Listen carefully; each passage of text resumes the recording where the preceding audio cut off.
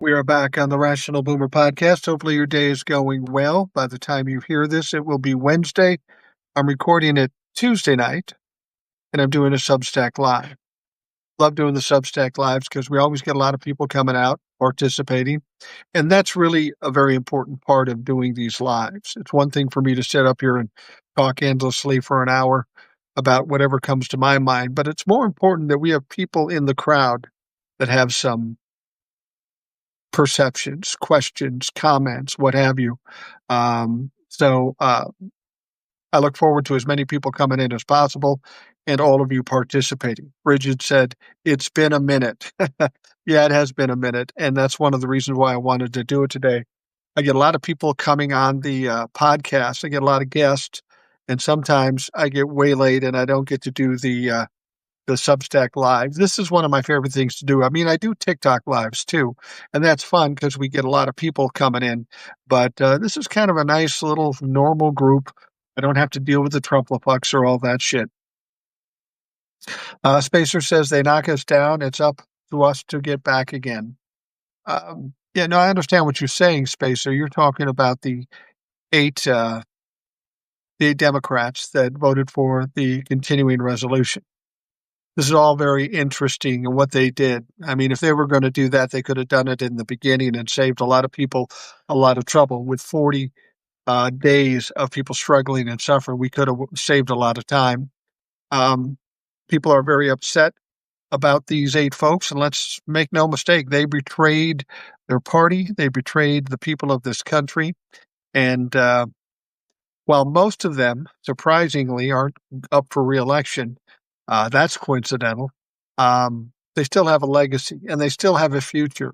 And I was happy to see this gentleman, Ezra Levin, who's the man behind the No Kings protest, 7 million people at the last protest.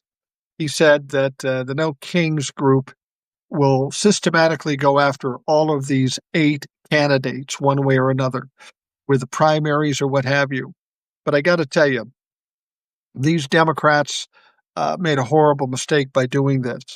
They said, well, they were going to never give up. The Republicans, they had to give up at some point. And long as we went this far and we had them on the run, the fact that we bailed was a game of chicken and we lost the fucking game.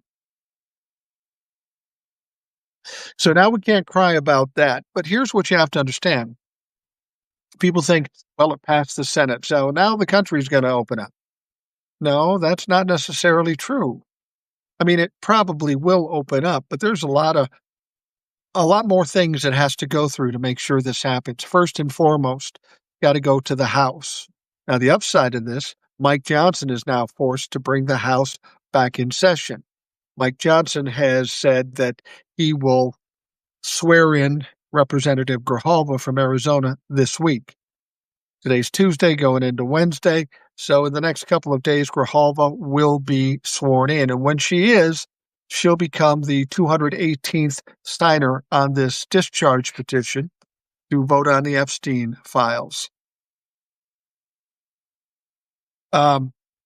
Reggie Cole says, this is Exhibit A, that Dems really suck at messaging. Well, not even messaging. It's just a matter of having courage. But I have a way that we can probably fix this situation and give Democrats something to hope for. Democrats look at the Democratic Party as weak, bending a knee, supplicant, whatever you want to call it. And that's true. And that's largely due to Chuck Schumer as the leader in the Senate. We've long said that he's weak. He's an establishment. He's in the pocket of rich people. But there's a way we can fix this. There's a big outpouring of people that want him to resign or get him kicked out of the leadership. And I think that's the way the Democrats come back and reestablish themselves as no longer wimpy. Kick Schumer out, bring in somebody like Mark Kelly or Sheldon Whitehouse, somebody who's known to stand up and fight, make them the minority leader in the Senate, and then the Democratic Party can change the narrative on as to whether they're weak or not. But as long as they stick with Schumer, And personally, even Hakeem Jeffries, as long as they keep with those people, they are going to have the perception as weak and supplicant. Now, if we're going to change somebody uh, as Speaker of the House, somebody other than Hakeem Jeffries, and I don't know if that's possible, um, I would say Jamie Raskin would be a better choice as Speaker of the House in the House of Representatives. But there's a lot of things that Democrats could do, and very often they don't. So we'll have to wait and see what they come up with. Um, Vincent Johnny says John Ossoff needs to explain his attempted vote. Yes, absolutely. I'd reported initially on a podcast that John Ossoff was one of the people that was going to vote for the continuing resolution. And then when we saw the final list, he wasn't on it. So people said you were wrong. Fact of the matter is, John Ossoff was on the list initially. But when I think about this whole thing with Chuck Schumer, now Chuck Schumer voted against the continuing resolution, but I think this has Chuck Schumer written all over it. Chuck Schumer took a pounding in the last CR vote for being weak and bending the knee, so he didn't want to go through that again.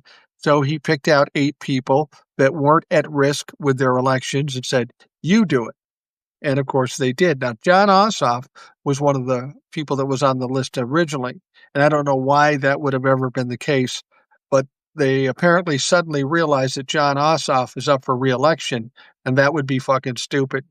But you're right. John Ossoff has some explaining to do. I like John Ossoff.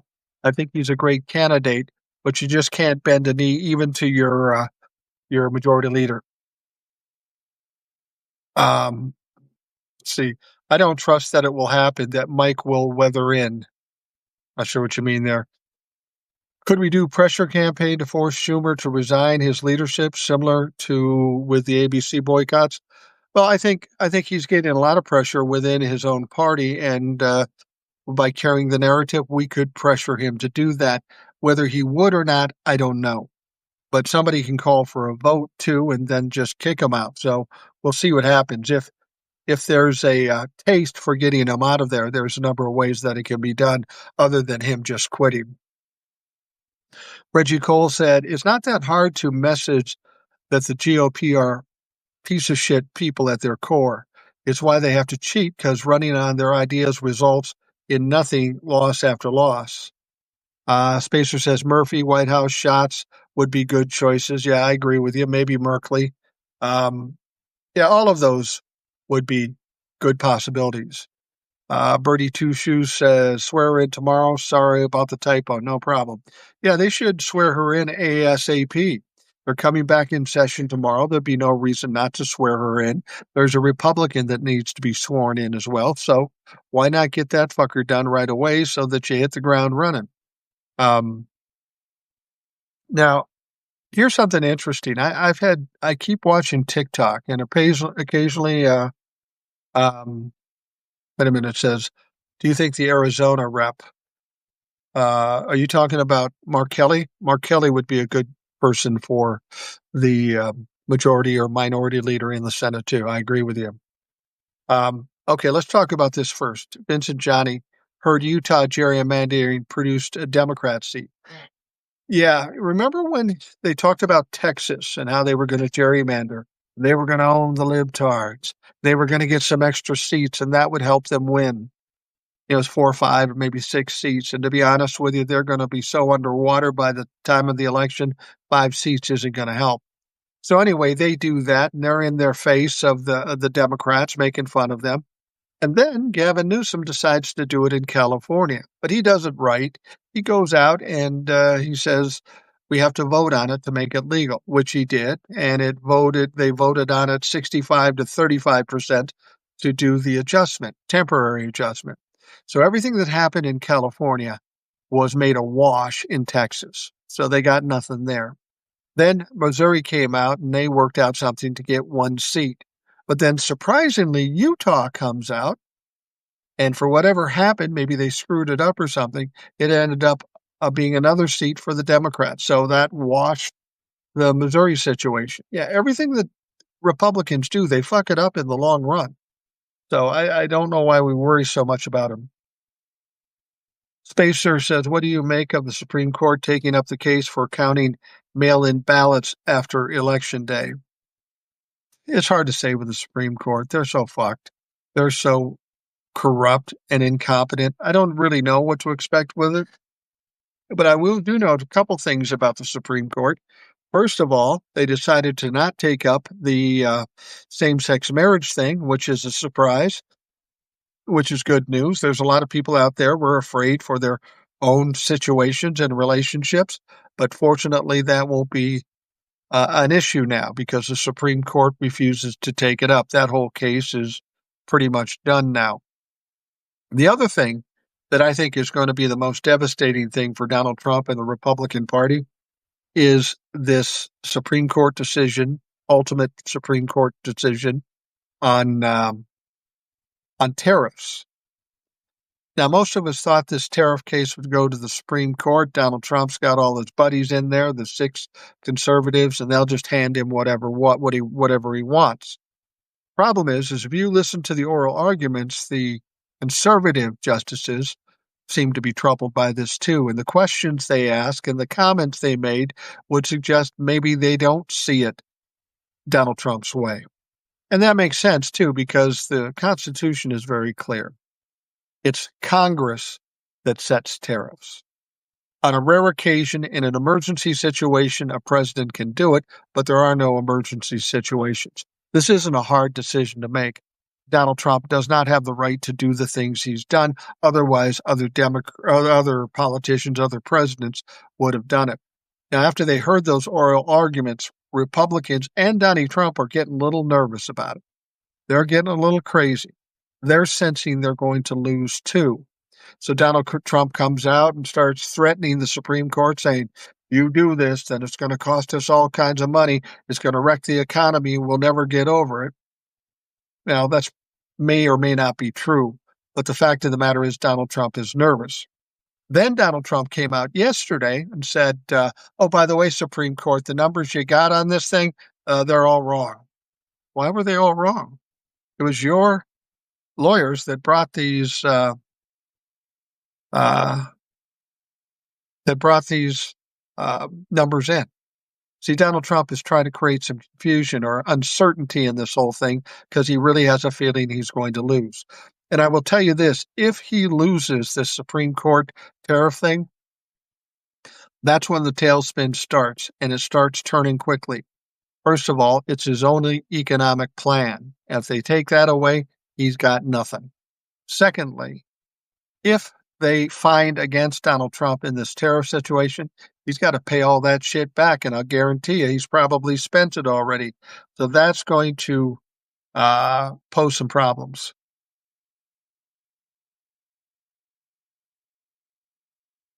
Could Johnson have some fucking plan up his sleeve to not swear in the Arizona rep? I don't think so. I mean, at this point, there is really no legal route for him to do that. He might try to play a game or two, but I think the pressure is going to get pretty heavy. And I'll be honest with you, Mike Johnson is in a no-win situation. He's going to be lucky to keep his job over the next 3 months. He may try to fuck around with the representative, but the heat is going to be unbearable. And as you can see, Mike Johnson doesn't do too good with the heat. The Republican proves that the only way they can win is in an election is cheating. Well, that goes without saying. Rouser says money missing from New York funneled through prior mayor to Trump, and SNAP money is missing, empty. Isn't the GOP in hot water with Trump? Besides the fact that Trump declaring to the Supreme Court that he's immune to criminal charges, but Roberts stating he is not immune. Well, that's the thing. Donald Trump claims total immunity over everything, and that's not what the Supreme Court found. The Supreme Court found he was immune in certain things when he was acting as a president. But if he was doing something criminal, not as a normal action of a president, he is culpable as anybody.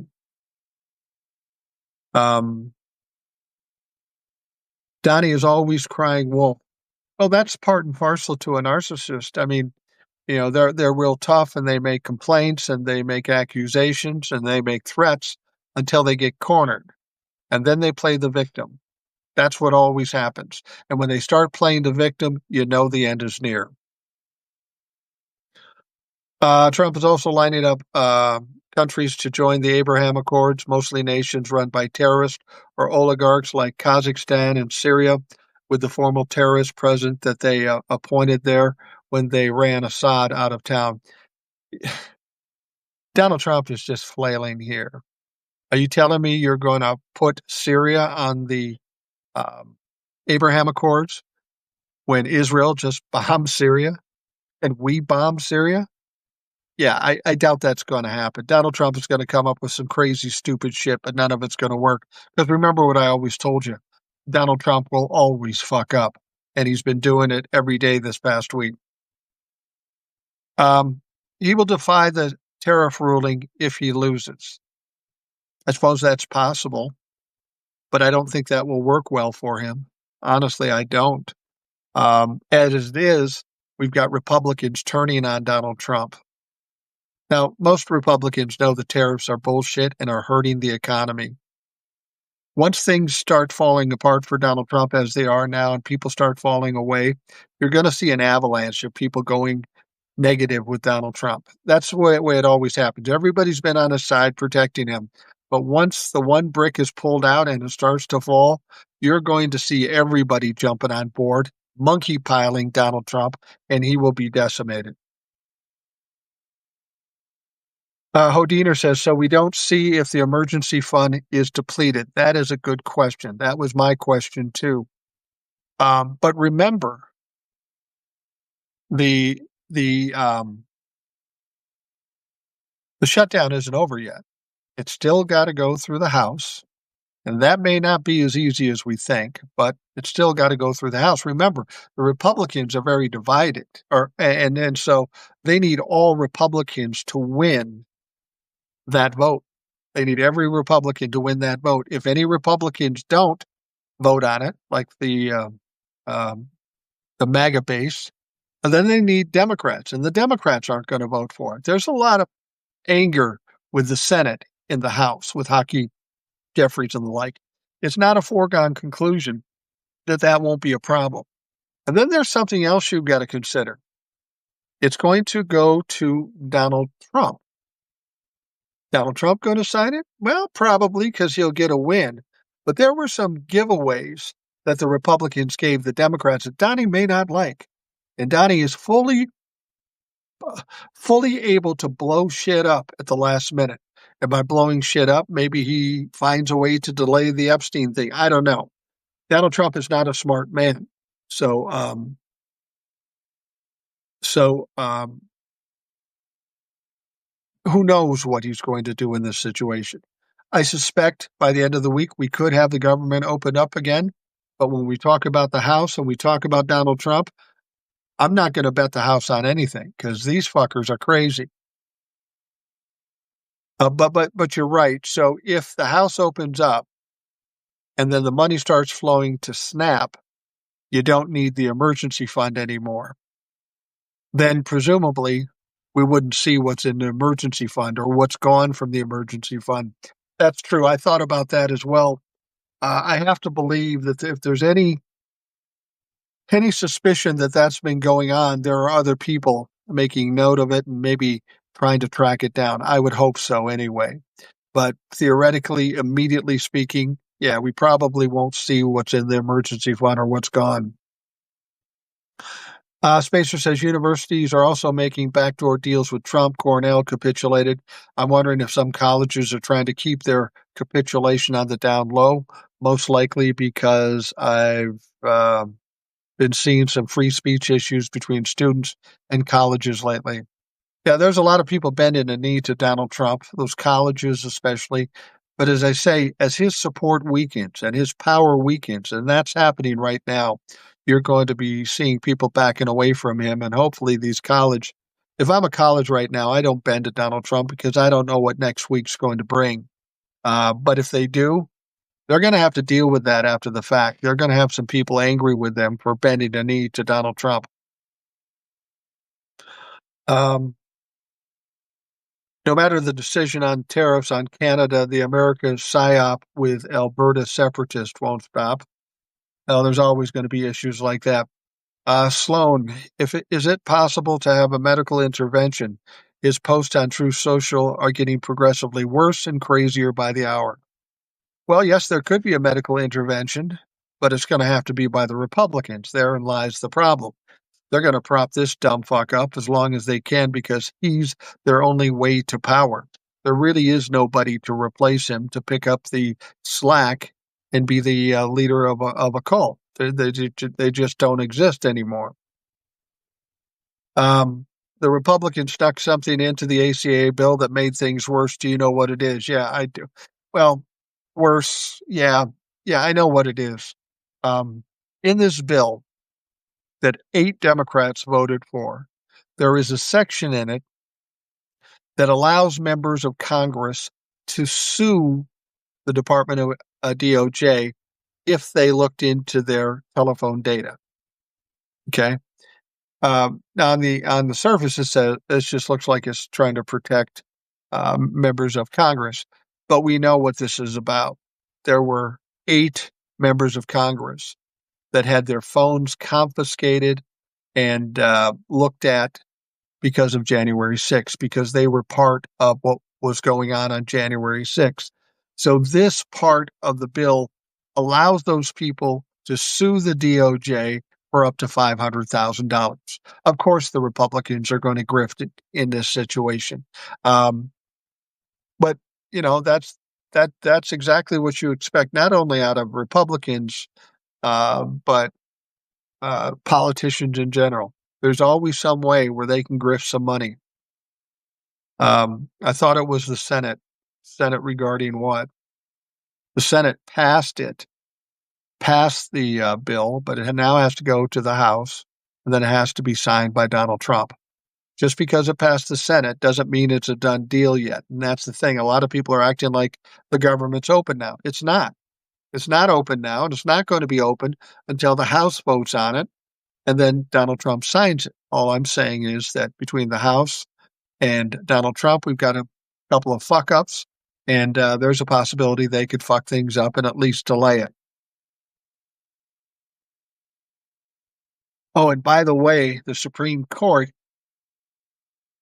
said that they were delaying the payment of SNAP till Thursday, but now they've extended that delay, presumably because they think the government will be open and then they don't have to do anything. They don't have to commit to anything. We'll see. We'll see what happens. The UK has stopped sharing intel with America. The Five Eyes has turned into 4. Yeah, I think we're going to be seeing a lot of other countries not sharing intel with us. Clearly, we don't have a national security at all. You don't know who's giving away what, and that puts other countries at risk, so they're just not going to tell us shit. If you're at work or in a neighborhood someplace, there's always that busybody that's talking about everything. You never tell them secrets. That's who we are now. That's who we are. Courtney says, I heard Lindsey Graham would be one of the people that could sue, and he's a senator. That's why I thought it was senators. Well, I think it's both senators and in the House, because I think we have people on both ends, probably mostly senators, but I think it's anybody in the House or the Senate that can do that if you go through if somebody had gone through their phone. Now, they went through their phones for legitimate legal reasons. I don't know how they're going to sue for that. I don't even know that they could win a case, but it's in there nonetheless. And if Lindsey Graham is one of those people, and he is, it wouldn't surprise me that he had the power to get that stuffed into the bill. Spacer says, I think it may look bad for the Democrats for what they did caving, but the silver lining could be that it gives fuel to the progressive movement with examples like Plattner. It also is shining light on the potential candidates who want to join Congress. Nathan Sage in Iowa is calling on fellow Democratic Senator candidate Josh Turek to call for Schumer to step down, and he's silent. The bright side could be that it makes our primary decisions easier. Yeah, there's not a lot of good that comes with these 8 people caving. Um, the upsides to it right now are this. Of course, the people getting SNAP. Of course, the people in the federal government, our military, will get paid again. That's all good news. Nobody wants to see that. Um, and it also frames healthcare and puts it directly on the Republicans. Now, I've heard some people say to me this. I've heard them talking about this on TikTok, and I'll say it again. I think I said it earlier. People are on TikTok and they're going, look, I know what's going to happen. It's going to go to the House. You're going to get the 218 votes or on the discharge petition. And then Mike Johnson is going to be asked to do the ACA subsidies vote. And then Mike Johnson will then say, well, here's the deal. I'll do the ACA vote, but we got to forget about the Epstein thing. Everybody's looking for disaster in the future. And frankly, I understand what they're saying, and that's the kind of ploy a Republican might make, but I don't think that's an issue right at this point. First of all, a discharge petition is done to go around the Speaker of the House. So he has no real power. Once you go around the Speaker of the House, the vote should be set and they will have it.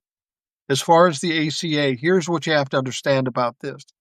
They gave away the ACA, but only temporary. If they pass this continuing resolution, it only goes till January 31st. Okay? So in December, if they don't do the ACA vote, then the Democrats can shut the government down at the end of January as well. And the upside to that is that SNAP won't be an issue because in this bill, SNAP is going to be funded for a full year. So if they shut it down in January, they shut down the federal government. That's bad enough. But at least SNAP won't be something they can use as leverage. SNAP will be completely funded because in this bill, it goes for a year. So there is still some leverage with the Democrats regarding ACA. Let's see here. Aren't the Republicans delaying the confirmation of Arizona senator because they want to nullify her vote of the Tennessee senator? Well, you're talking about representatives, not senators. And here's another bunch of bullshit that you're hearing out on TikTok. This is what they're saying. They're saying they're delaying swearing in Grijalva because there's another election on December 2nd where a Republican is likely to win in Tennessee. And what people are saying is that it will cancel out Grijalva's vote, which is bullshit and not true. First of all, even if a Republican gets elected on December 2nd, he won't take office until January 3rd. Well, no, he'll take it right away. But here's the thing. How many people are in the House of Representatives total when everybody's there? How many people are in the House of Representatives total when everybody's in office? There are 435 members of the House of Representatives. What's half of 435 people? 217 and a half. That is the halfway point. So 218, whether this guy is elected or Grijalva gets sworn in, once that's all done, it's still 218. So it doesn't nullify what's going on with Grijalva. People will tell you otherwise, but it's bullshit. I've looked into this. I've researched it. I've asked appropriate people. And the bottom line is the numbers are the numbers. 435 when every seat is filled. Half of that is 217 and a half. So 218 is the number. And Grijalva will be the 218th number on the discharge petition.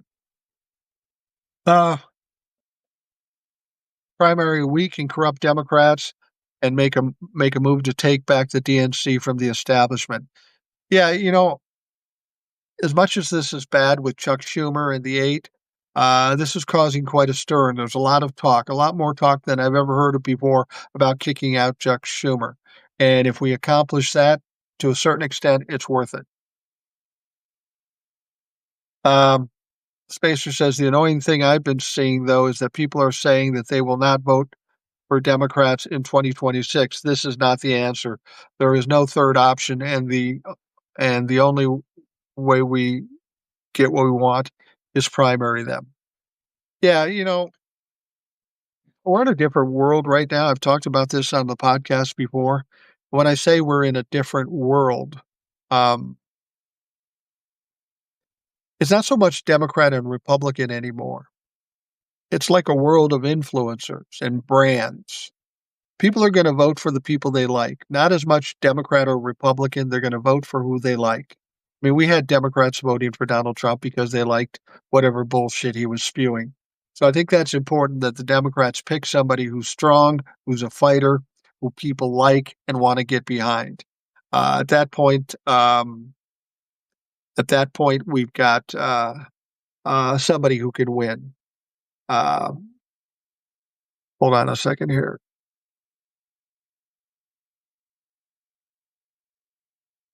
A lot of people will say they're not going to vote for Democrats because of whatever reason. Uh, so is the better option to vote for somebody who's pretty much crashed the country and undermined democracy? People can say what they want, but when it comes down to it, they're going to try to save their lives. And the fact of the matter is, it's bad now, but by the time we get to 2026, it's going to be worse. There's nothing Donald Trump is doing that's going to make it better. And as things get worse, people will vote for what benefits them. Donald Trump and tariffs and all this bullshit are not benefiting them. And in the next year, Donald Trump will fuck up multiple times if he even survives. So don't get too upset about that. We're still far enough off. Courtney said, not politics related, but what material is your hat? It looked soft on the phone screen. It's just like a normal texture of a hat. It's just got these kind of basket weave type feel to it. Nothing special. It's a cheap hat. Any hat I wear is cheap. I don't have expensive hats. I just have a bunch of different hats. Um, and it's not softer than any other hats I would wear. Jeffrey seemed to be playing both sides with the fighting Dems and then not against Schumer. Well, that's Jeffries. I mean, Jeffries, Schumer, Pelosi, they're all part of the same establishment group. Jeffries will never speak out against Schumer. He did speak out against the 8 that voted against it, but that's the play. Schumer even spoke out against the 8 that voted against it, but the fact of the matter is he probably orchestrated the whole fucking thing.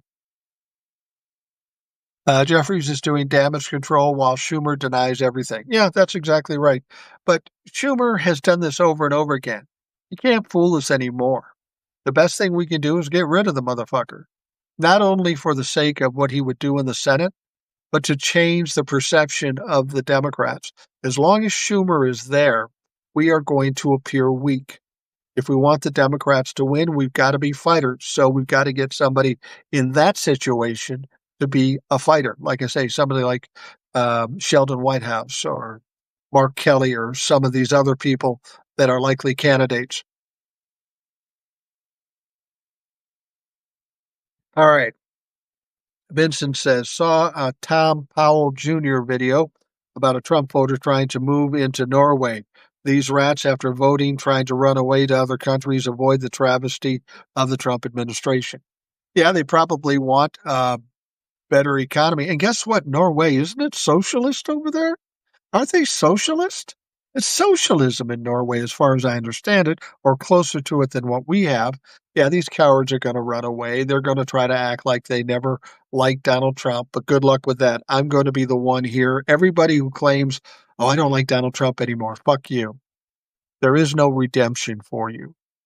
What you tried to do to this country, the future of this country, you're basically fucking over my kids and my grandkids. There is no empathy. There is no forgiveness for something like this. I won't be happy until you end up where you belong, on the streets, uh, shamed, um, shunned, whatever. That's what's these people have down the road. And I think some of them are starting to see that now. It maybe took them a long time, but they're starting to see that they are losing badly and they are going to end up looking stupid. And that's the one thing that bugs these people more than anything. They hate to be wrong and they hate to be stupid, but they're always wrong and they're always stupid. And people say, "What are you going to do when Donald Trump's gone?" I'm going to be going after two groups of people, former Trump humpers, to keep them out of any position of power. Because what you have to understand is when you're fighting a bully, you got to knock them down, but you got to make sure they stay down because they will come back and metastasize like fucking cancer, even if you let one of them go. You got to bury all of them. You've got to shame all of them. You've got to expose all of them. But then the next thing I want to do when Donald Trump is gone is start pressing the Democrats. Not all the Democrats. There are some good Democrats, but there are some pretty fucked up Democrats too. People that are a problem. We need to eradicate those fucks as well. Anyone jumping off the DT train is doing so for their own benefit. His regime is biting them in the butt finally. Yeah, it's hard to imagine it's taken this long. It really is hard to imagine that it's taken this long, but you're absolutely right. These people are going to be getting an epiphany that they are dumb motherfuckers and they love the idea of other people getting hurt, but once they get it, they're going to be screaming like stuck pigs. What do you think happens if the Supreme Court, excuse me, just getting over a cold, shoots down the tariffs leading to a flush of money into the economy? Does that give Trump a second win because, he'll take credit?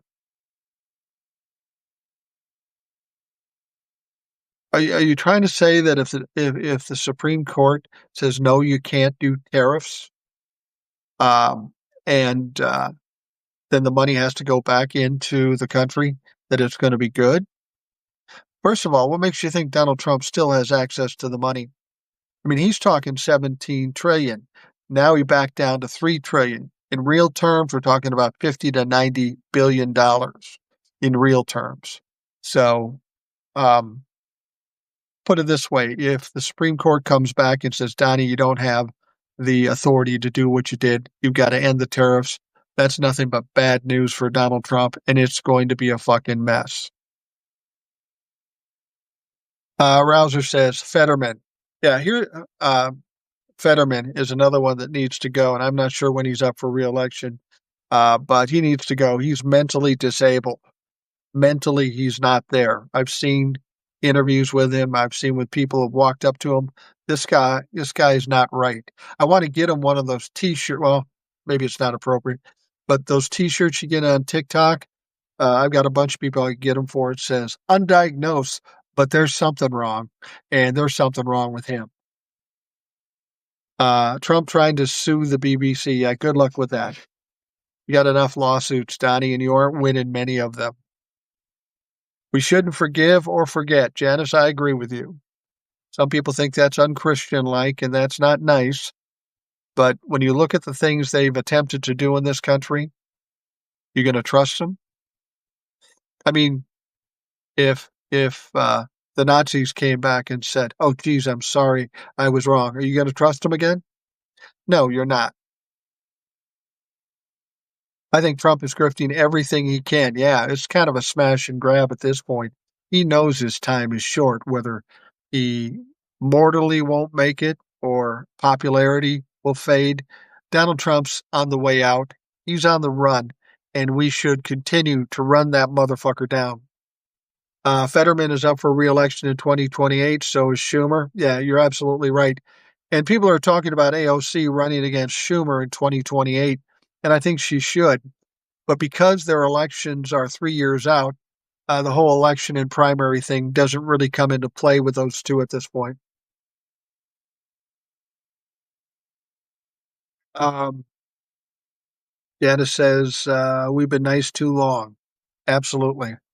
It's funny. When I run into Trumplefucks, they seem amazed when they talk to me. They seem confused because Democrats are always been, I'll take the higher road. I'll be the nice guy. I'll do the right thing. And then when they come up with me who'll get in their face and spit in their eye, they don't know what to do with it. You're not acting like a Democrat. Well, I'm not a Democrat. I don't belong to clubs. The only criteria I have for a group that I will be in, you're either on the right, and I mean correct, or you're on the wrong. And if you're wrong, you're my fucking enemy. I can see Fetterman trying to pull a Cuomo and be an independent. Yeah, go ahead, Fetterman. How'd that work for Cuomo? Got his ass kicked. Fetterman's done after his term is up. He's going to go and probably lock himself in a house and wallow in depression or whatever the fuck he's got. Now, normally I feel sorry for people with mental health issues. That fucker, I hope he suffers. When Trump is gone, will this American imperialist push for more territory will be gone too? Well, when Donald Trump is gone, most of what's happening will be gone. It'll take some time for us to dig out from it, but Donald Trump is just batshit crazy. Problem is, the Republicans know he's batshit crazy. They're just too afraid to push back, at least for the time being. When Donald Trump is gone, what'll happen with the Republicans is they're going to try to do everything they can to rehabilitate themselves. They're going to try to normalize. They're going to try to be normal and get people to perceive them as the old Republican Party. But that's going to take some time, and it's not going to be easy to do, and nobody is going to trust them. So, yeah, there's going to be some changes with the Republican Party as soon as Donald Trump is no longer in the picture. But it's going to take a long time for people to buy into that and believe that. So, good luck with that. It's like Fetterman running as an independent. Who fucking cares? It's not going to work. They're going to lose. If things keep going the way they're going, 10 months in, 11 months in, the economy is shot. Jobs are gone. Everything is fucking horrible. And the only thing that can happen between now and 2026 is it will get worse. Now, if they take the tariffs off, that should help the economy some. But with Donald Trump and the mess that will ensue after that happens, won't be good for the Republicans. I mean, I'll be honest with you, at this point, the Republicans are in bad shape. I was listening to James Carville, who I like sometimes and I don't like other times. But this is what he said. He said 2026 is going to be a wipeout for the Democrats. The Republicans have already lost it. There's not enough time to redeem themselves. Then when the Democrats get in, they'll be able to attempt to accomplish good things. But more than anything, they're going to be having hearings and investigations into Donald Trump and all his people. There will be a lot exposed. And then he says a Democrat will definitely win in 2028. And in his mind, he thinks the first thing that will happen after a Democratic president is inaugurated is they're going to go after the Supreme Court. They're going to stack the Supreme Court. And I think that's a good idea because the courts are one of the three branches, co-equal branches of this government. If we have one branch that isn't working properly, is corrupt, or people don't have any belief in it, we're in trouble as a democracy. So the Supreme Court does have to be fixed, and they could pack the Supreme Court. And there's a legitimate reason to do it. We have 9 Supreme Court judges currently, and we have 13 circuits throughout the country. Now, typically, up until the last several years, we would have a Supreme Court justice overseeing one given circuit. We've got 13 circuits now. So we've got Supreme Court justice, some of them looking over more than one circuit. We need to keep that in line. So theoretically, there's very good reason to add 4 more Supreme Court justices. And if we add 4 more and a Democratic president is able to appoint them, that puts us in a different situation. If we have 13 Supreme Court justices and we have 6 conservatives, we add 4 more Democrats. Now it's a 7-6 split for the Democrats. So definitely look for that to happen. That would be the best possible of situations. Um, let's see here. Did you see Stefanik platform for governor to get rid of Mondami? What kind of message is that? Though Hochul seems hopeless too. He snubbed Mondani for his plans for free bus service in New York City. See how that plays out. Her primary opponent is Antonio Delgado, is what New York needs. He talks like Mondami. You know what they're most afraid of with Mondami? It's not that he's Muslim. They try to blame him for 9/11. He was like 6 years old when 9/11 happened. It's just bullshit. But he's from India. He's not from the Middle East. You know who is from the Middle East and also had most of the pilots during the 9/11? Saudi fucking Arabia. The buddies to Donald Trump and the Bushes and everybody else. It's a nice try. The biggest concern they have about Mondani, both Democrats and Republicans, is that he will be successful and it will go against what the establishment believes in and wants to continue to shove down our throat. I'm glad Mondani got elected, and I hope what he does works. I don't think he'll accomplish all the things he's saying, but no politician does. I think he'll probably accomplish a few of them, and he'll probably be fairly popular in New York, and this will piss off Republicans and Democrats alike. Will the Epstein files bring some light to this non-nationalism, ultra non-Christian that Trump is actually? Then will the GOP wake up? Well, I don't know if the GOP will wake up. They might be culpable in that whole situation. I want to make another point that people have to understand. People are under the belief that when we do the discharge petition and they vote in the House of Representatives, and if they vote to release the Epstein files, that the files will be released. Again, not true. The Epstein files will be voted on in the House. If they pass, it will then go to the Senate. And if it passes in the Senate, guess who it goes to next? Donald Trump. And unless there's a super majority, Donald Trump won't sign off on it. The whole thing is, with this thing with the Epstein files, the problem for the Republicans isn't releasing the files, because I don't honestly believe the files will be released until after Donald Trump is dead or out of office. Then we'll probably see a release. The problem is once they have to vote on it in the House, then we have representatives that have to commit in public as to what they believe with the Epstein file. Do they vote to keep the Epstein files secret? If they do that, they got constituents they got to answer to, and it's going to get ugly. But if they vote to open the Epstein files, then Donald Trump is going to be in their shit. So we'll find out who they're afraid of most at that point. We are going to probably see more and more leaks of Epstein files type information, and it's going to get worse and worse, and ultimately they will get released, but I don't think it's for a while. But it's making the Republicans uncomfortable, putting them in a bad position. Some people are even suggesting, even though they only have 218 votes for the discharge petition, when the vote comes around, there may be as many as 100 Republicans that vote to expose the files. Because whatever they say, whatever they vote for, they're going to have to live with. And many of these people are seeing that Donald Trump isn't long for his position. So they'd rather piss off Donald Trump when he's weak and piss off the constituents and lose their job. SCOTUS is the major drawback right now. It's our last chance in the courts, and now it's stacked against us thanks to Mitch McConnell.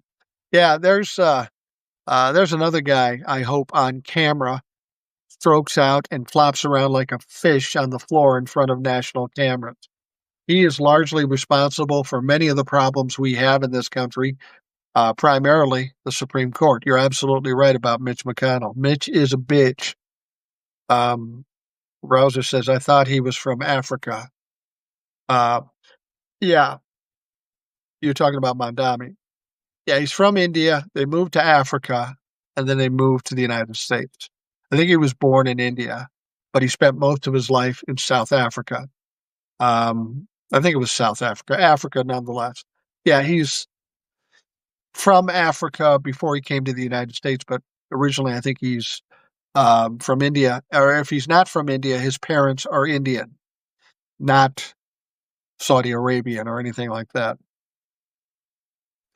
After Trump is gone, there are a lot of holes that need to be plugged in laws and other stuff. Yeah, it's going to be a fucking mess. Spacer says, yeah, he's from Uganda, so not South Africa, Africa, Uganda. His parents were in Uganda, but they were Indian. Spacer, though that's why it bothers me, the Republicans that Mondani won. Yeah, well, yeah, they have all kinds of reasons. First of all, he's not Christian. Second of all, he's brown. Third of all, he's young. And fourth of all, the Democrats don't like him because he goes against everything the establishment group wants. He's not well liked amongst politicians, but you know what? The citizens of New York City resoundingly voted for him. So fuck the politicians. Should be a notice to all politicians, establishment politicians on both the Republican and the Democratic side. Times are a changing, motherfucker. Your time is up. It's time for younger people to be taking office. I thought the attorneys for the females abused would bring the evidence to light. That still could happen, but again, uh, they're like all Republicans are going to say, well, all 100 women are liars. That's what they're going to say. Now, there was one other issue. Remember Marjorie Taylor Greene? She's all about these Epstein files, and she's made the threat that she's seen the names that were tied to these Epstein files, presumably. Or no, she hasn't seen them. She's going to get the names from the victims. And then she's going to go on the House floor and read the names that were part of the Epstein files. Now, the reason she's going to do that on the House floor is because she can stand there and read those names. And because of a rule on the House and in government, nobody can sue her for doing that. She's completely um, immune from any kind of lawsuits if she starts giving these names. So that's actually not a bad plan, and I hope Marjorie Taylor Greene does it.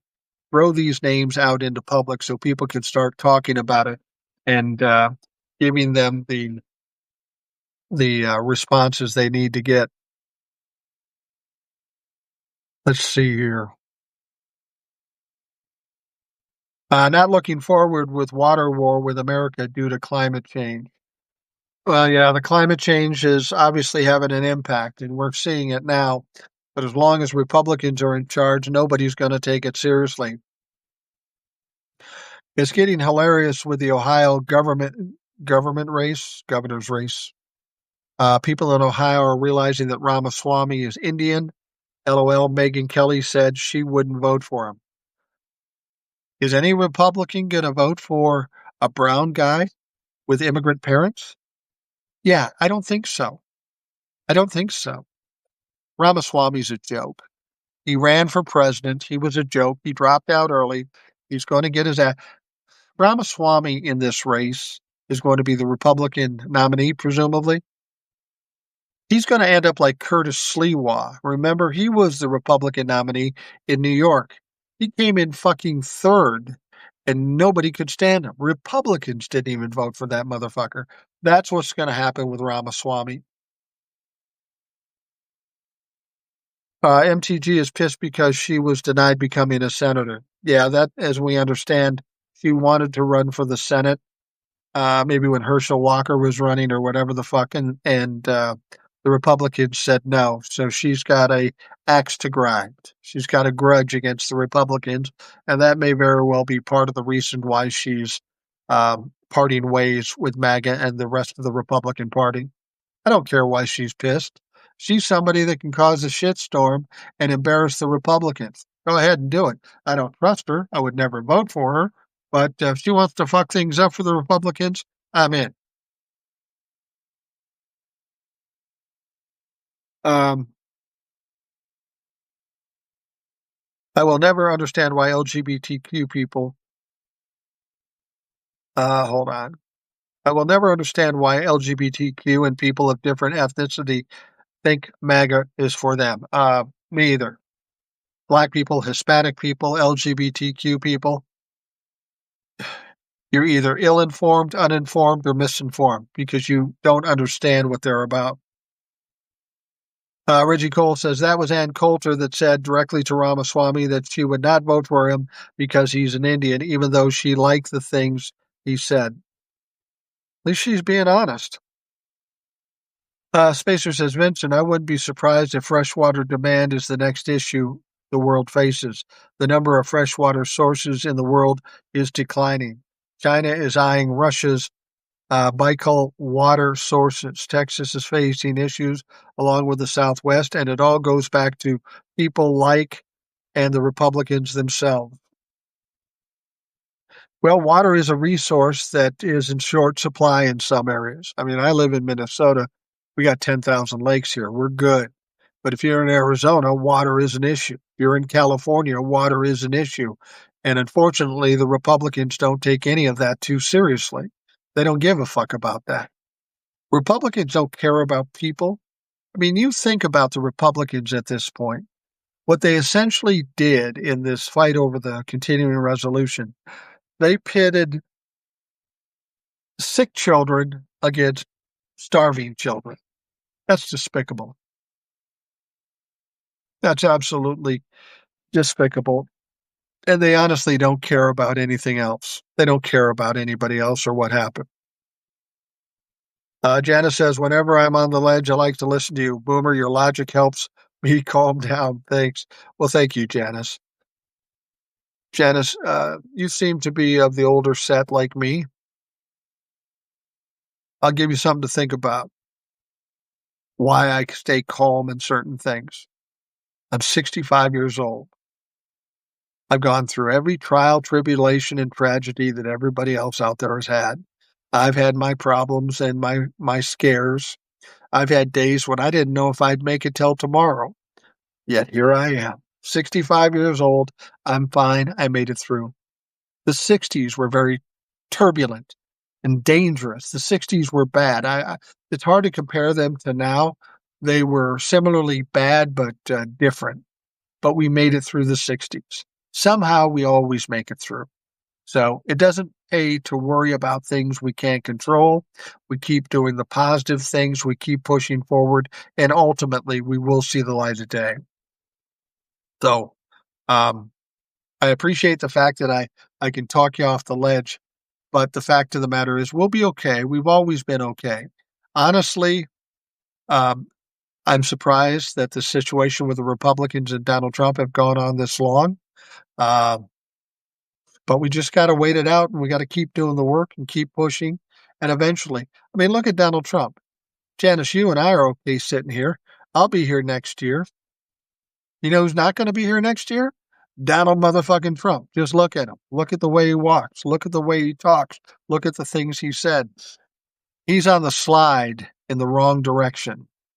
He's not going to be here long, whether it be he gets exposed and is shamed or the fucker just keels over, choking on a Big Mac. Something's coming, and it will come before you and I, Janice, have to worry about it. Janice says, I'm 77 and I want to lead a better country for my granddaughter. Absolutely. That's the basis for me even doing this, you know. I'm 65 years old. My life isn't going to change no matter what, with whatever time I have left. But I got kids and I got grandkids. And if I don't fight now to try to make it better for them, then I will have failed my whole life. You know, I kiddingly said when my grandkids get to be in their 20s or something, somebody's going to come up and show them thousands of hours of what their grandpa said on the internet. And they are either going to be embarrassed or proud, but at least they can say, I don't know what my grandpa did, but at least he fucking tried. And that's all any of us can do. We can't fix it all on our own, so we do what we can to the best of our ability. The Republicans will think that oil will last forever and climate change will not be too severe. Yeah. Oil has been a thing as long as it has because big companies with a lot of money put money in the pockets of the members of Congress, and they help support oil. It's the same thing with why we don't have universal health, because of pharmaceutical, insurance, and medical lobbies that continue to put money into the pockets of our members of Congress to perpetuate the old ways. There are going to be new ways. And, if we get a crash out with the healthcare, hopefully this will give everybody more of a stomach for universal healthcare. When things get really bad, oftentimes things get very much better in order to fix the problem. I'll give you an example. We had the Depression. It was horrible. Now, I didn't live during the Depression, but I heard stories from my grandparents about it, and it was absolutely horrible, and it went on for a long time. What came after the Depression? FDR, Social Security, social safety nets. They have to fix it. They have to do some things, and I'm hoping against hope um, that um, when we get out of this, people are going to want to do some massive changes. Jenna says, I'm running out of time. You're 77. You're not running out of time. You're sitting here on the fucking internet talking to a 65-year-old guy. You're not laying around on the lounge watching Wheel of Fortune. You're fine, Janice. You got time. We both have time to see this come to fruition. Uh, Gen X Sooner says, Dirty Diaper Donnie has 6 months tops. I would agree. Um, Spacer says the next public health issue might be um, fungal infections. Not many resources to combat that because of the resistance to most treatments. I encourage everyone to look into this. The public health system here and around the world, to an extent, is in danger. Many countries are falling for what Republicans are selling with the public health information. That's the one thing I'm truly hoping for. We don't have another medical situation like COVID. We saw what Donald Trump did with COVID. Had we had a real president that knew how to handle those situations, would never have gotten as bad. We wouldn't have the major shutdowns and as many people die. I hope we can get through this Donald Trump era without any pandemics, because that's one of the things that concerns me the most with Donald Trump, him fucking up another pandemic. Don Johnson says, great live, Mike. Thank you very much. I appreciate that. I always enjoy the opportunity to come out here and talk to folks. I appreciate the fact that you appreciate that I do that. We get a number of people out here asking good questions, making great comments, and that's what makes this whole thing interesting to do, not only for me, but for you. So I appreciate that very much. Tell you what, it's getting late. I got to get up early and watch my 5-month-old grandson. I'm going to wrap things up, but I want to thank you all for taking the time to join me on this live. I hope you have a great day, and we'll talk to you again tomorrow.